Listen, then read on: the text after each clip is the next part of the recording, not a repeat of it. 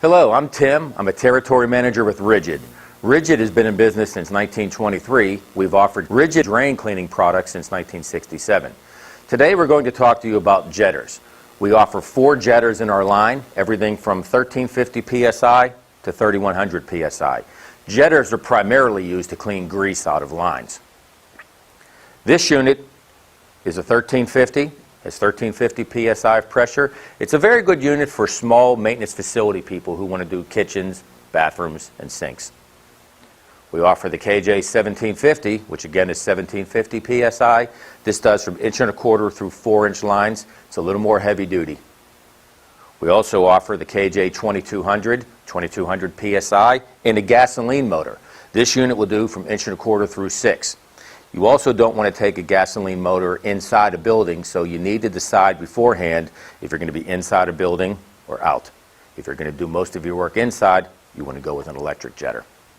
Our last unit is a KJ 3100. This will do 2" through 10" lines.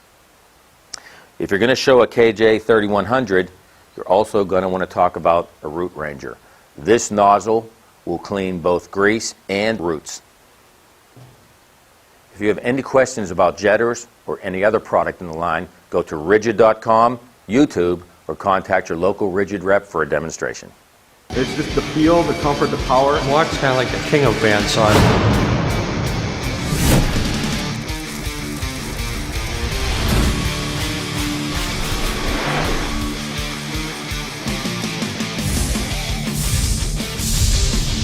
The new cordless Milwaukee bandsaw has all the power of a corded tool, if not more. It's all electronic, there's no brushes, there's no maintenance on it.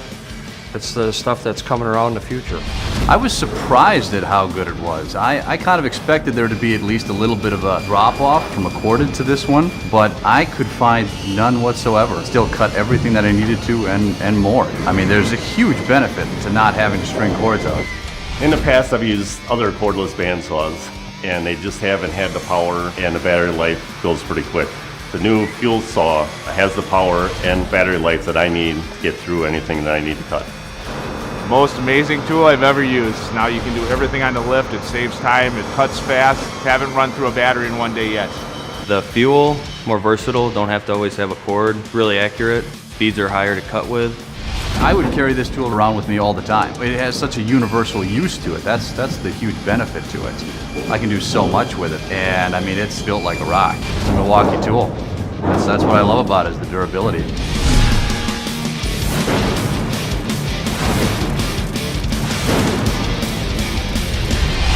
I'm going to show you one of our premier tools today. This is the compact bender. First feature I'd like to show you is the bar. This is a quick change bar. No longer do you have to use a wing nut to attach this bar. You can quickly remove it, change it to the appropriate size that you need. We're the only manufacturer that I'm aware of that has a single bar with all the sizes on this one bar.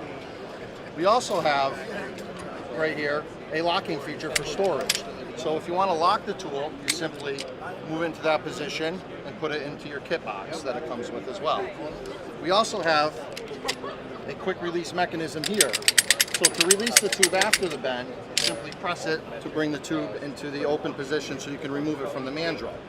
We also have color coding here for when you're setting up the bend, so you can quickly identify what channel you need to use to hold this tube in place. So you simply put it in, ratchet it with one hand. You can make up to a 90-degree bend with this tool.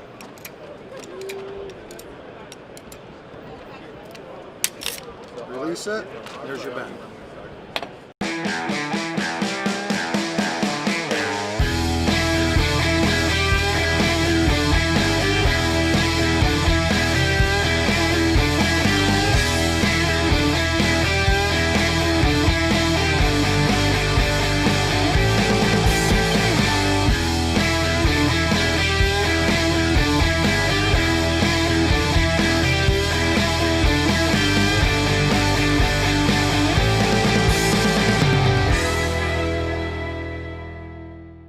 Most flaring tools require a third arm.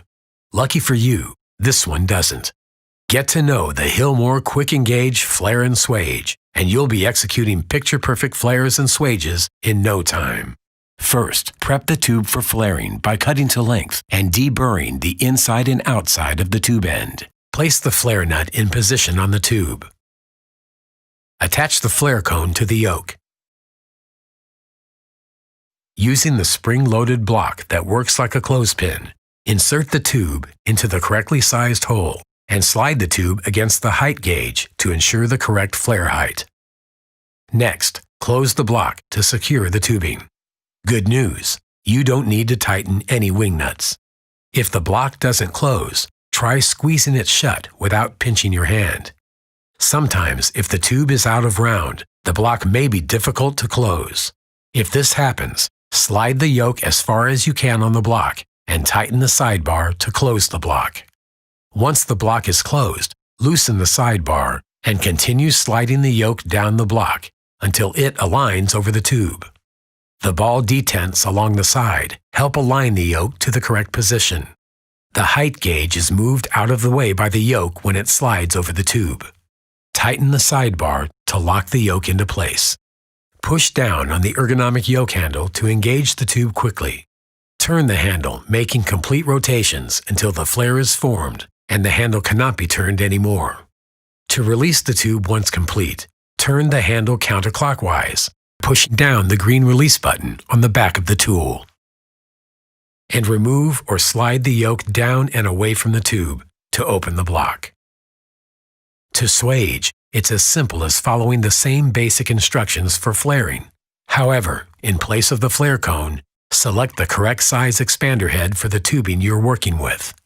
Also, when you place the tube in the block, keep the tube end about 1.5 times the diameter of the tube above the top of the block so that there is enough material to make a swage. For example, a 1/4-inch tube should be 3/8 inch above the top of the block.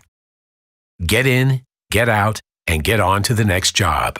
It's time to retool and conquer with Hillmore's Quick Engage Flare and Swage.